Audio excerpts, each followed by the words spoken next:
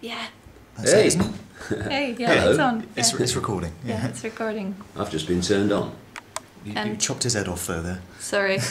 Maybe we can put it up, but I don't know how. Uh, Do you mind if your head is chopped off? how about... Well, if I had a choice, the tripod's putting it up too much, isn't it? Mm. Let's see if it makes a difference over here. will the legs go further out? It needs to be a little bit higher, right? It needs to be lower, I think. Do they extend out? Are you Is that- sitting? Do they sort of spread? I have no idea. It's borrowed. Okay. So Are you now we have you to just put want it in one place, do you? yeah, we have to put it. So if we higher. can fix it where... Yeah. If you have a book or something. Yeah, well, we've got a few books. One or two. Ooh, there's a big one. That will do. That's better, isn't it? Yeah. Although you've still chopped his head off. Do we need to raise it more? Yes. One more book. That's better, isn't it? Good. There you go. Thank God for editing, eh? Yeah. Thank God for books. Okay, so I will edit it later. I will just ask you the questions Okay. prepared. But we can start with the journalist.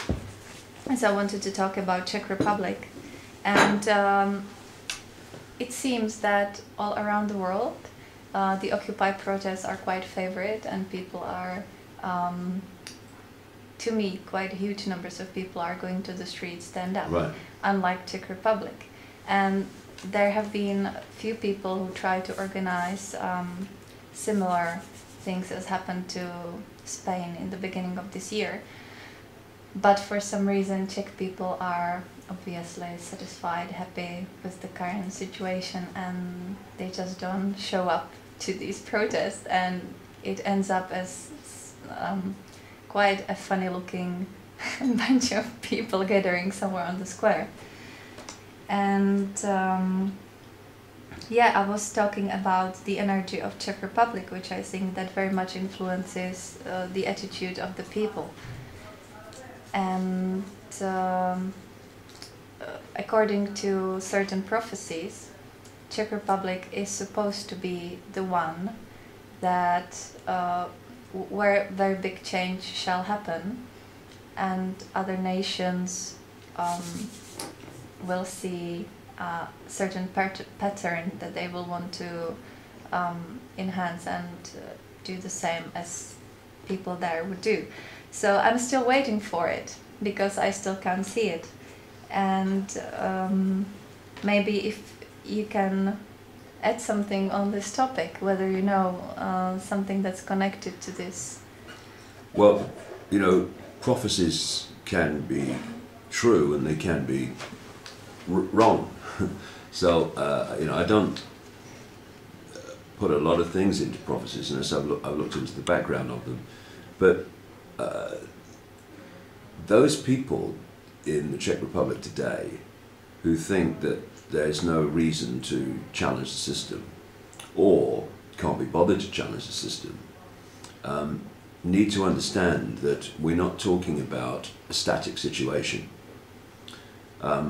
When you look at the police state and the economic catastrophe that is spinning around the world from country to country now. I mean, I've just come back from New York, and you know, George Orwell would have clearly recognised what I saw, and thus those countries that do not feel that they are being impacted upon in the same way at the moment better understand that they are in the gun sight further down the line, because there are certain countries that are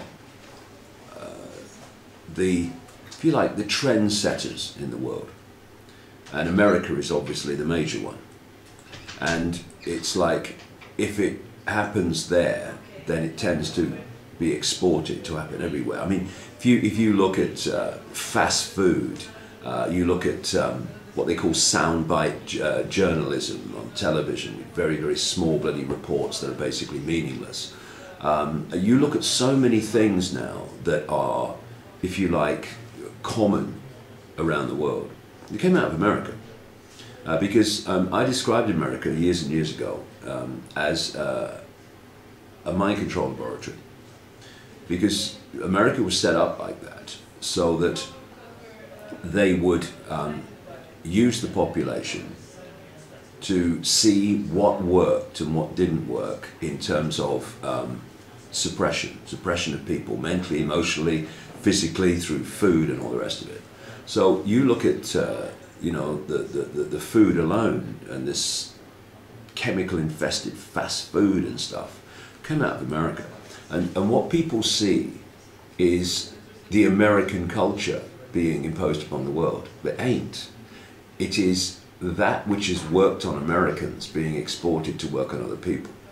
And where I'm going with this is that, you know, I travel constantly, and I've been to nearly 60 countries.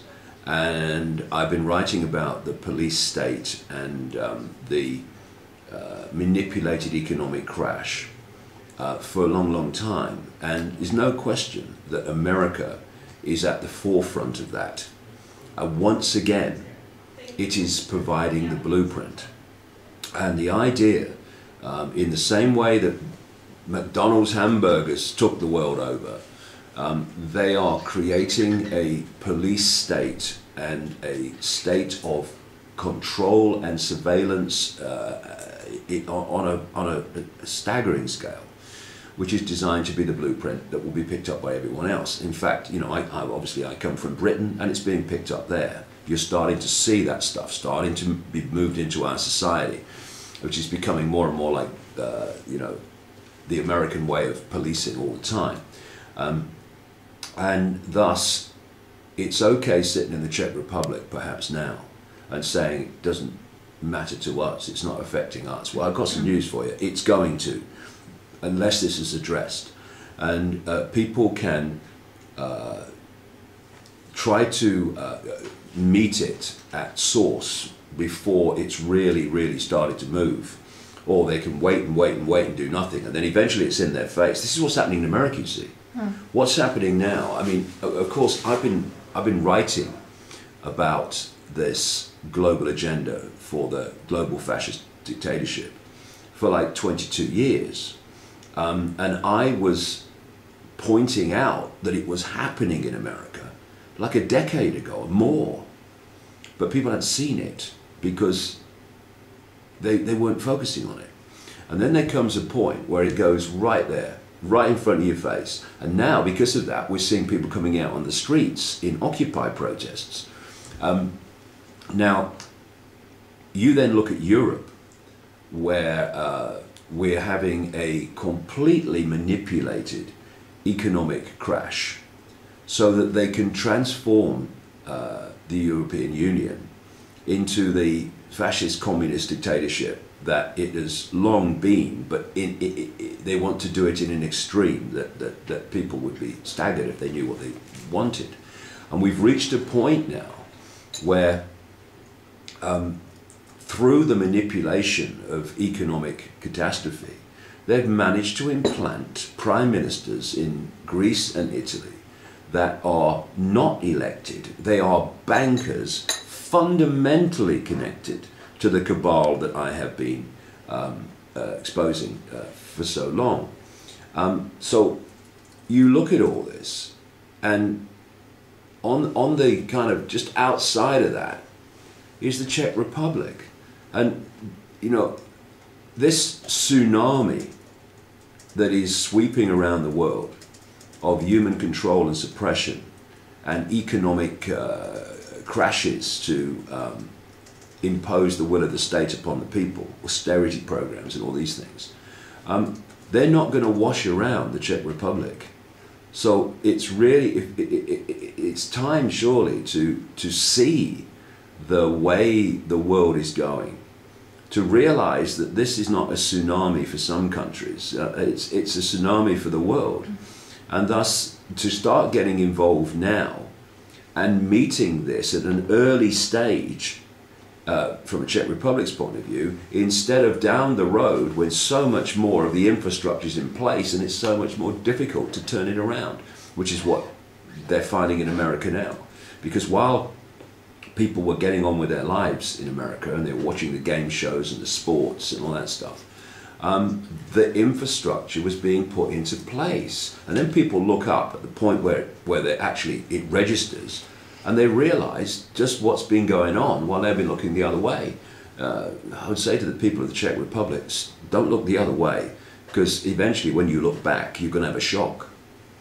Well, I think that it is obvious that some of the members of our government are also members of the secret societies of the groups that we are talking about.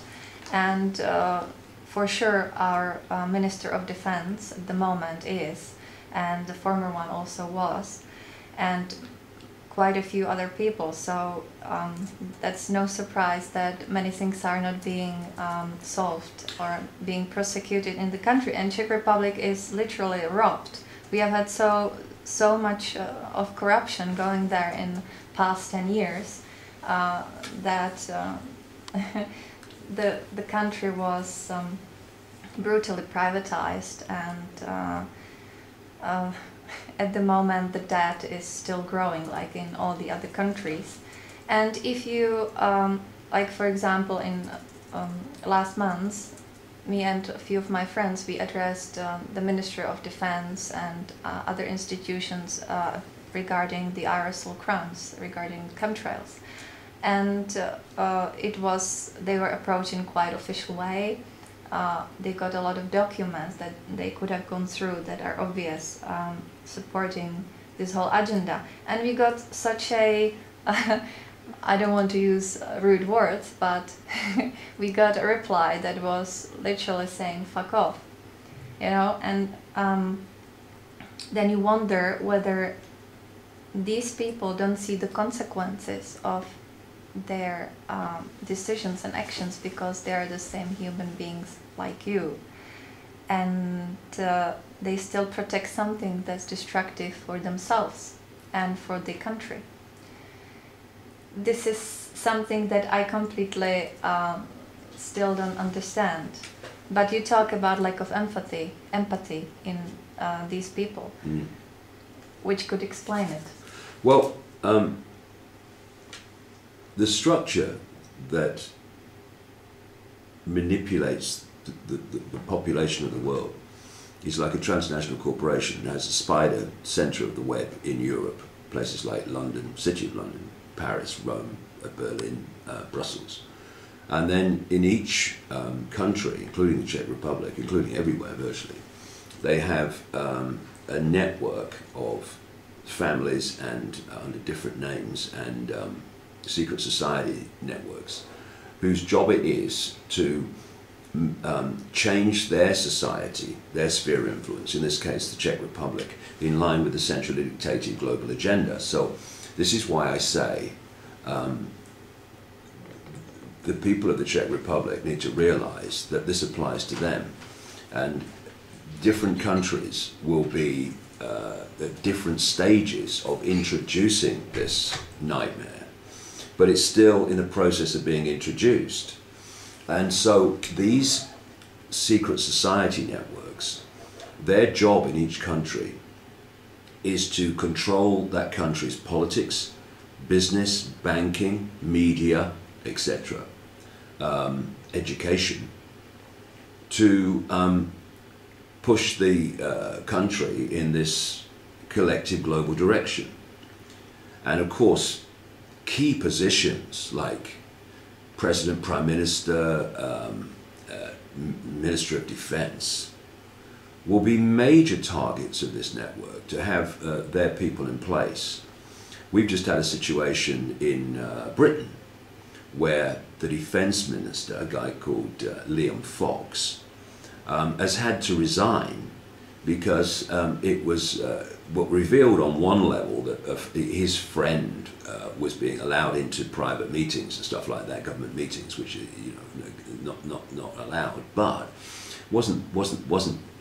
that wasn't the real scandal that was going on. What the scandal was going on is his friend is a representative of Israel, and that Liam Fox, as defence minister, defence secretary, was driving British defence attack policy in line with the desires of Israel, right?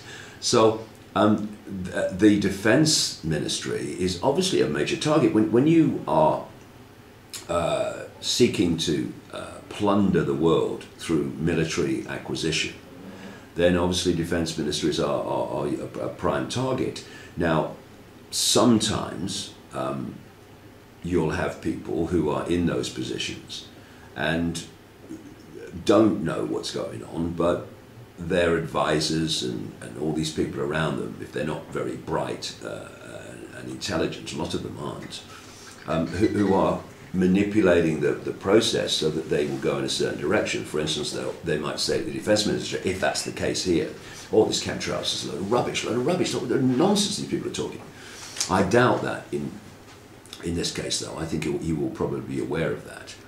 But it's the way the blueprint works that, if you're the leader or in a major position in government, you are either knowingly serving this cabal, or you are acceptable to this cabal in terms of the policies that you will support.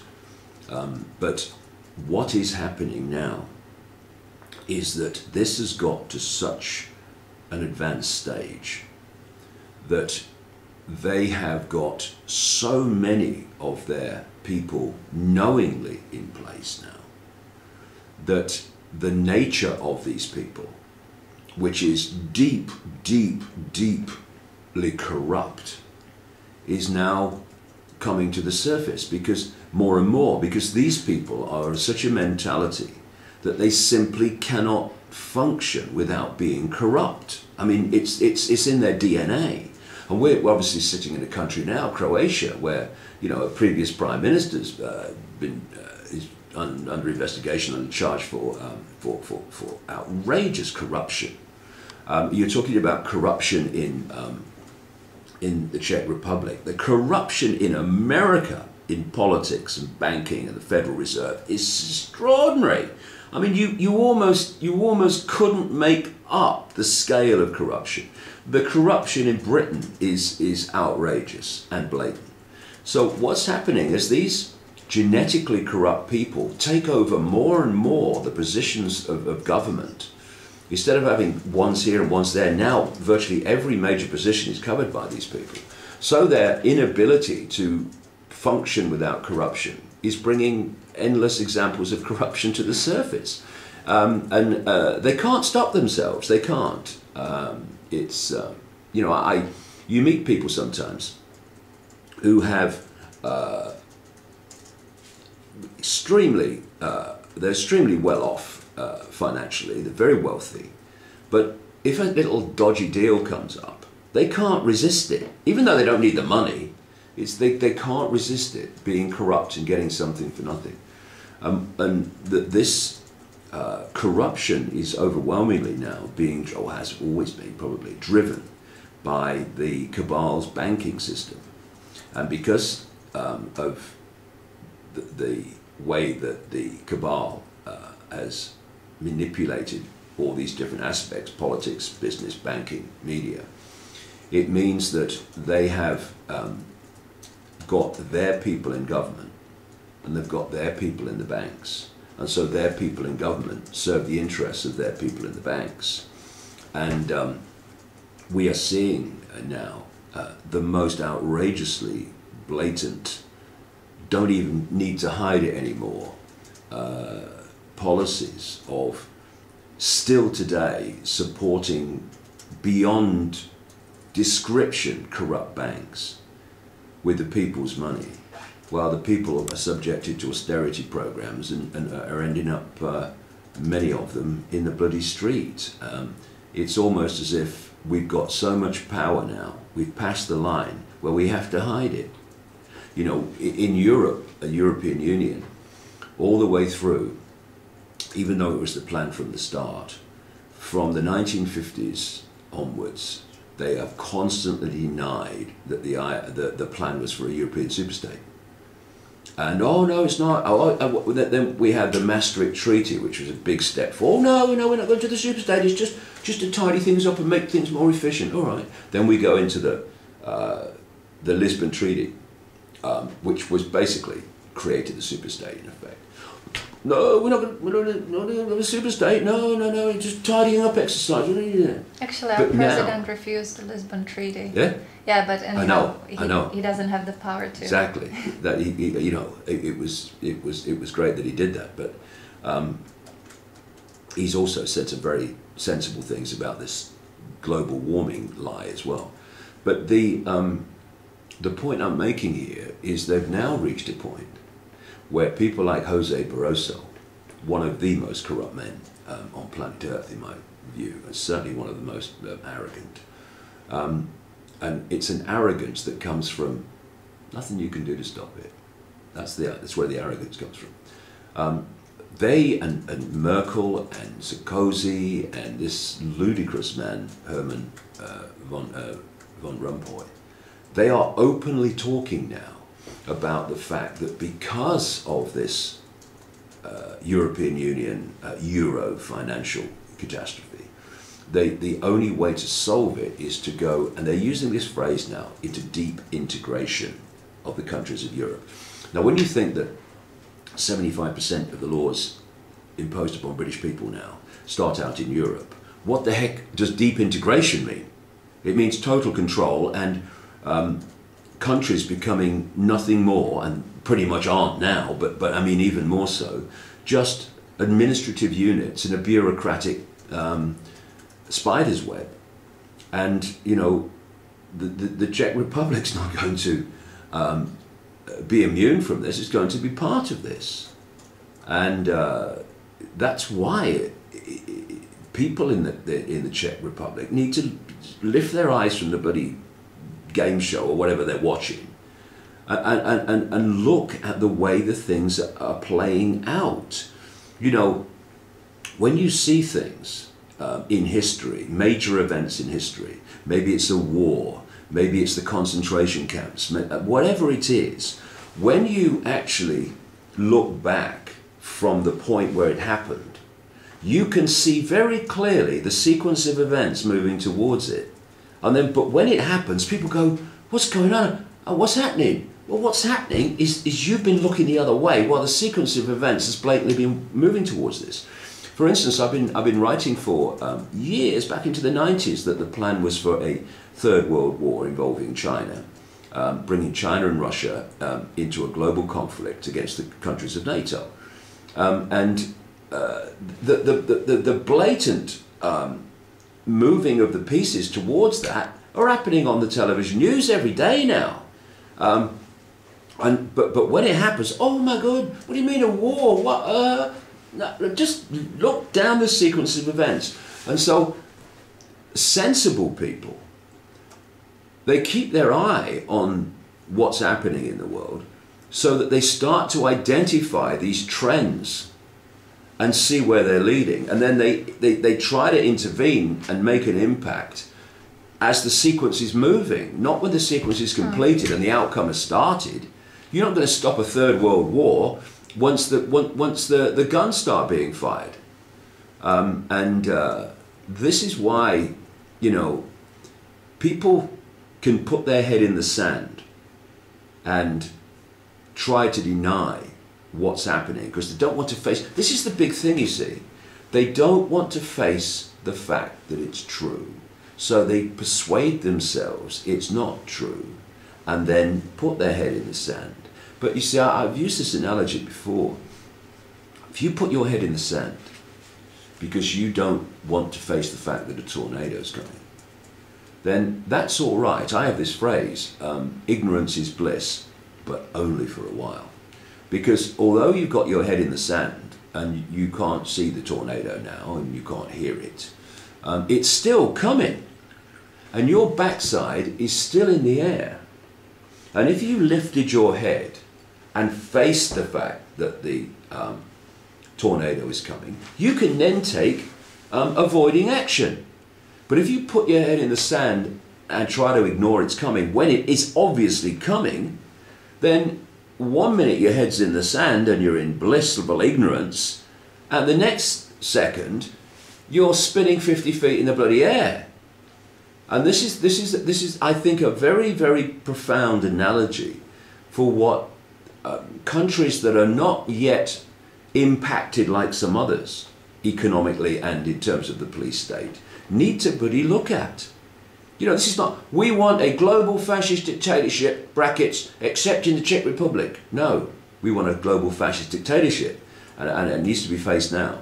Because if it's not faced now, then it will just have to be faced further down the road when it's going to be more difficult. Well, most people feel, I think, and you said it yesterday, oh little me, that they cannot do anything about it, even though there are people that are aware of these agendas and they see the coming storm. They still feel, well, but what can I do about it? I rather get the most out of my life while I still can, but I don't feel the strength that I can change it. And perhaps, and you said that the deal is done, that it was already orchestrated, you know, how it's going to develop.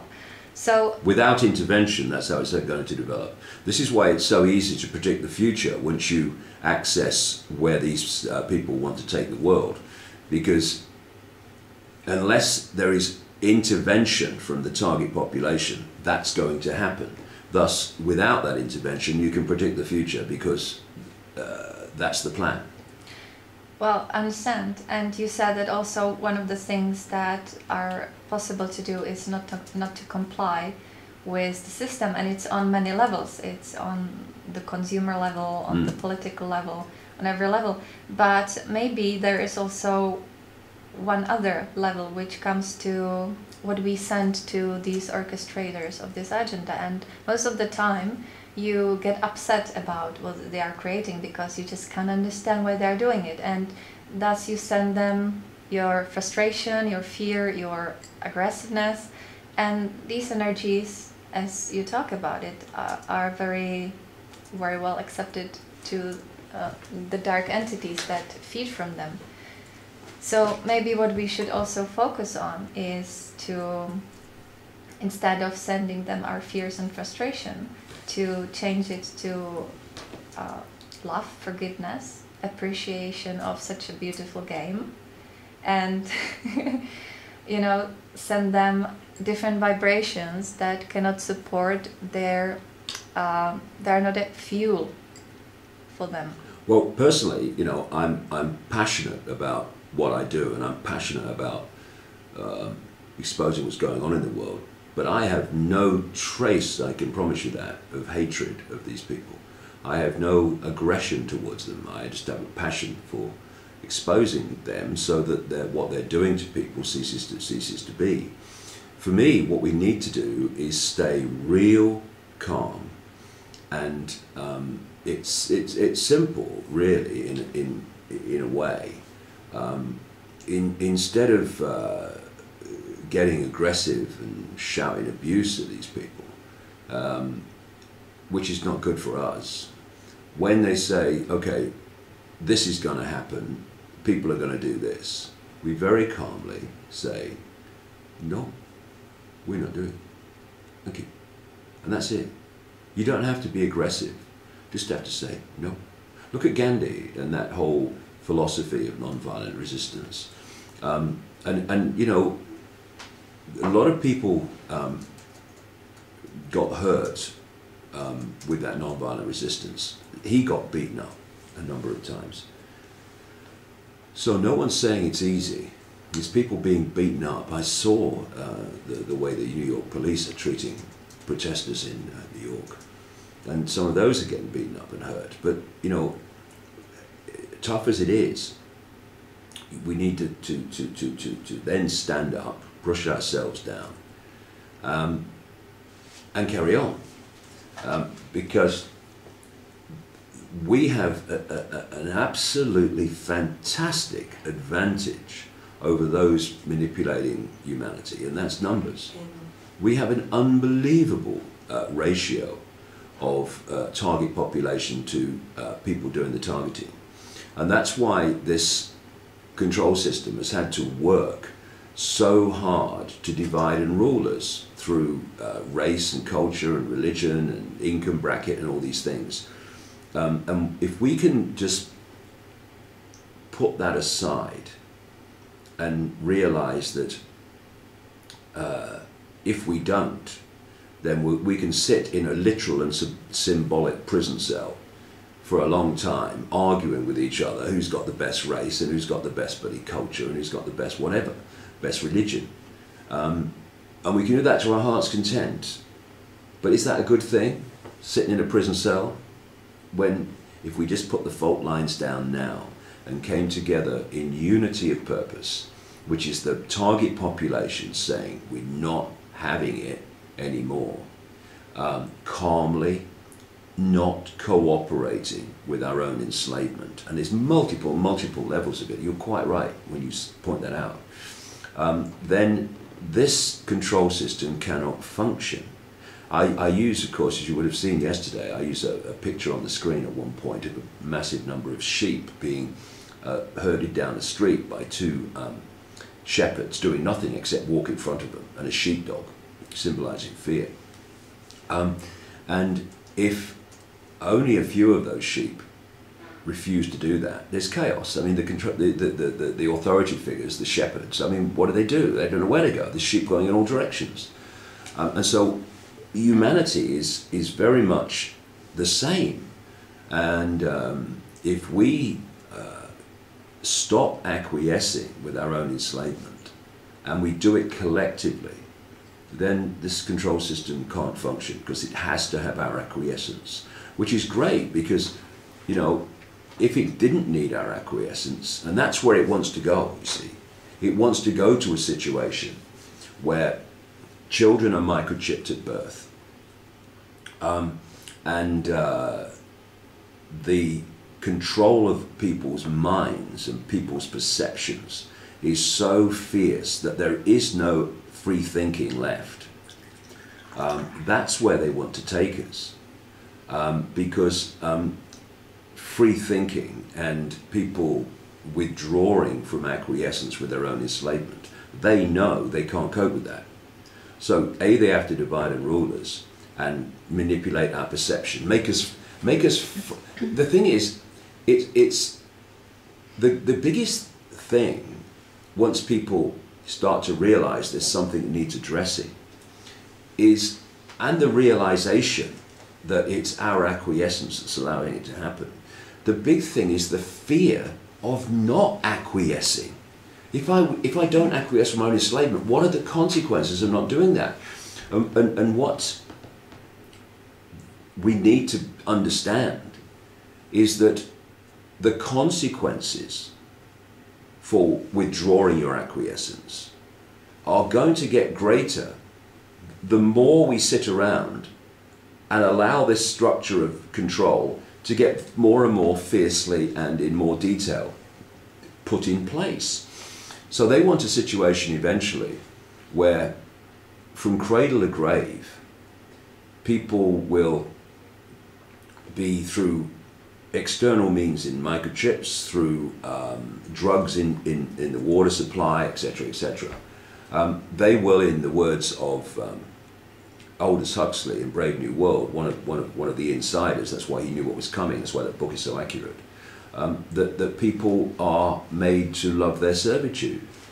Now, if we go on waiting and waiting and waiting before we withdraw our acquiescence to this system of enslavement, then we're getting closer and closer to that time where the structure will be in place in which it will become more and more difficult for people to have the ability to free think and see the nature of their plight. You know, we're still in a position just where we have a situation where enough people still are in control of their own perceptions, to the extent that if they're introduced to this information, their perceptions are fluid enough to move and see, hey, yes, this makes sense. But there's going to come a point, if we don't get off our backsides now, in which the water supplies will be drugged with things like lithium. They're already talking about it. And all these other methods they have, chemicals in food, and the extraordinary levels of drugging children now, where that ability to see what's going on will be less and less and less, because you won't be in control of your mind. You'll be in control of your mind less and less and less. And that the structures of suppressing this information from circulating will be in place. So it's more and more difficult for people even to have access to it. This is where we're going. This is the process of movement towards it that we're seeing now. So, I mean, how much longer are we going to bloody wait? You know? Till we're drinking lithium in our tea? Till, you know, people like me are no longer able to communicate on the level that we do now? I mean, how long are we going to wait? And you know, look your children in the eye, look your grandchildren in the eye, and tell them, justify to them doing nothing. I had somebody said to a friend of mine about all this, well, I know, yeah, but as long as me and my family are all right, that's all I'm bothered about. Well, you idiot. You and your family are not going to be all right. That's the point. You might think you're all right now, but like I've said earlier, this is not a static situation. This is not where we go and no further. This is just in current events and current experience. He's just a step on a road that's got a long, long way to go yet. If you think this is a police state now, oh dear, stick around. You are so much right about the children that are being focus of the manipulation. And I was so surprised, because I lived in Australia for a few years and I had a feeling it was such a great and free country. And then I found out about the legislation about the vaccines and the bonuses for parents who don't have the vaccine being taken from them. And I was so surprised that people can agree to something like that they don't stand up against these regulations. But yeah, what you're talking about, of course, is that this Australian government, where I was in Australia very recently, led by this extraordinarily unpleasant woman called Julia Gillard, has introduced, or is in the process of introducing, legislation which says that, like, government payments to families for children and stuff like that will not be paid if the children have not had all the vaccines the government says they must have. I mean, what definition of fascism do you want than that? It's exactly. outrageous. Well, you can see it, that it's growing all around the world. Yeah. And, well, the thing about food that you're talking about, the poisons in the food, I think that also one of the reasons why we have this lethargic attitude towards what's happening is because we forgot and we lost the connection with the real human food.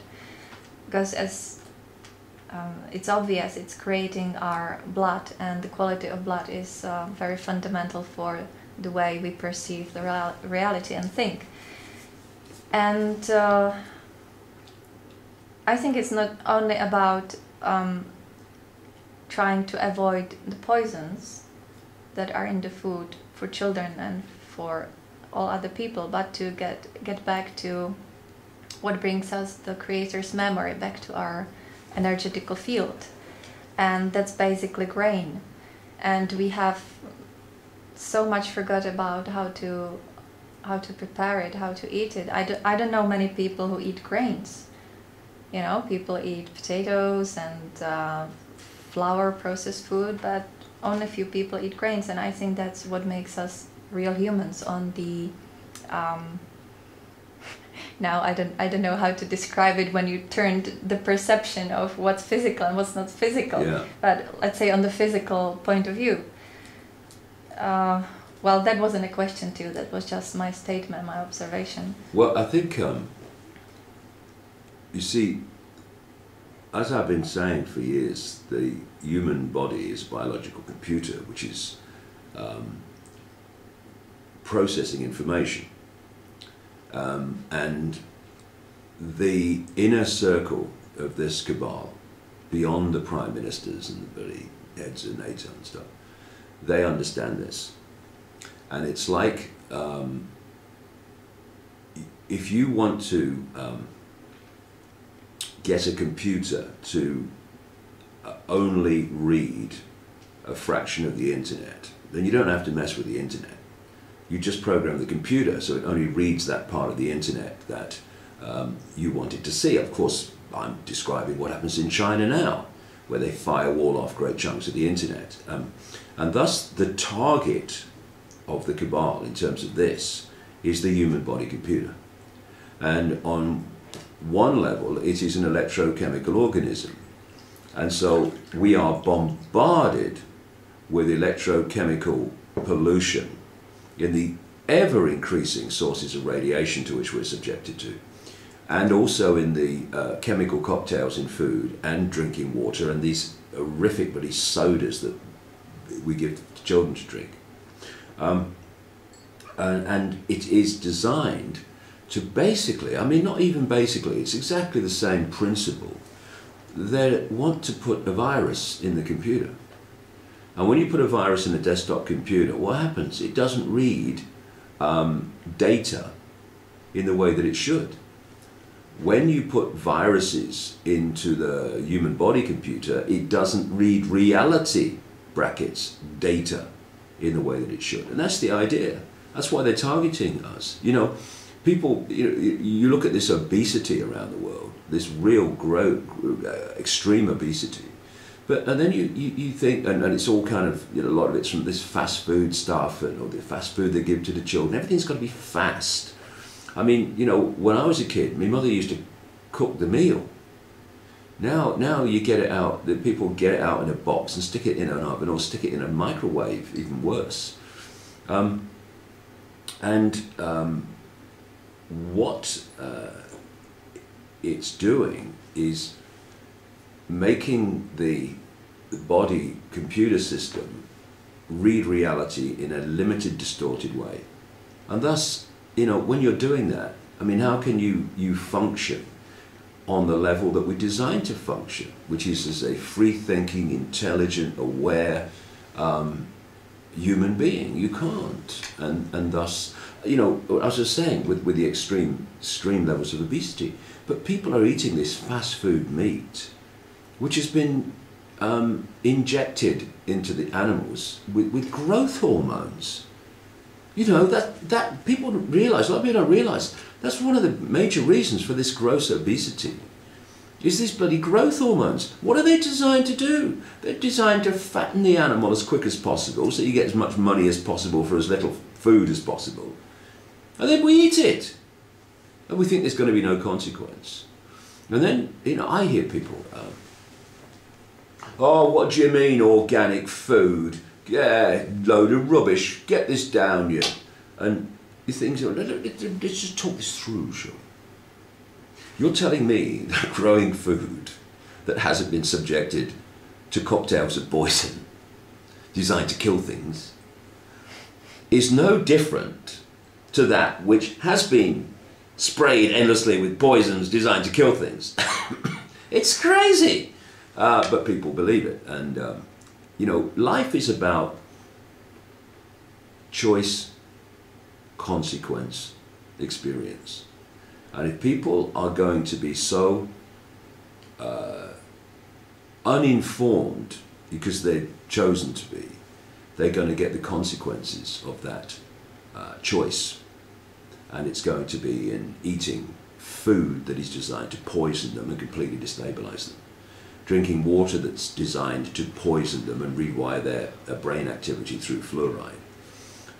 They're now talking about putting lithium in the water, which will make people be in la-la bloody land most of the time. And so on and so forth. And, you know, you take the consequences. So, well, if only it was in the la-la land, but yeah. It causes quite a lot of health problems. Oh, a lot of health problems. But what they're after, of course, they want the health problems too. You give them a drug then, can't you? But the La La Land is what they really kind of want, where you're in that space where you really don't care anymore, right? And if we don't care, then there are consequences of not caring, and that is that humanity as a species will simply be a robotic, unthinking computer terminal. And if we want that, make the choice. In fact, if we want that, go on making the choices that are already being made, because that's what we're going to get if we don't change the choices. Well, I think that it's the end. Okay, well, thank you, David. One more question, if you like. No, I just wanted to add that this attitude is because you just accept some kind of repetition that you have heard somebody saying, oh, it's rubbish, organic food is rubbish, and you just accept it because somebody said that. You don't even investigate it, or you don't even ask questions, don't look for the answers. You know, one of the major points about manipulating people's perceptions, therefore behaviour, is you tell them what they want to hear. So if I'm telling someone that this is happening and they really don't want that to be true, when someone else comes along, like a government department or something, a government agency, oh, it's a load of rubbish, it's not happening, experts say this, experts say that, of course it's not. They want to believe that because they don't want to believe that. So they're much more likely to dismiss it because it makes them feel better. Oh, no, see, the government won't do that. And okay, go back to sleep. By the way, the government is doing that. And they do manipulate this process of telling people what they want to hear, because they know that immediately, because of that, they're open to accepting it as truth. And what I'm doing is telling people, in effect, what they don't want to hear. Why do we want to hear that the world is as it is, and this is a horrific agenda for the world and our children and grandchildren? Who would want to hear that except intelligent, awake people who realise that if we don't hear that and we don't act upon that, then this nightmare's going to unfold. A lot of people don't want to hear it. They'd rather say, oh no, how many times do we hear it? Oh no, change the subject, don't want to talk about it, okay? I live the real life. Denial, yeah. Well, yeah, that's right. Oh, live in the real world. Yeah, you mean the real world where not poisoning food and poisoning food, there's no difference. That real world, okay, gotcha. Yeah, it's funny, really. Okay. Thank you. Thank you.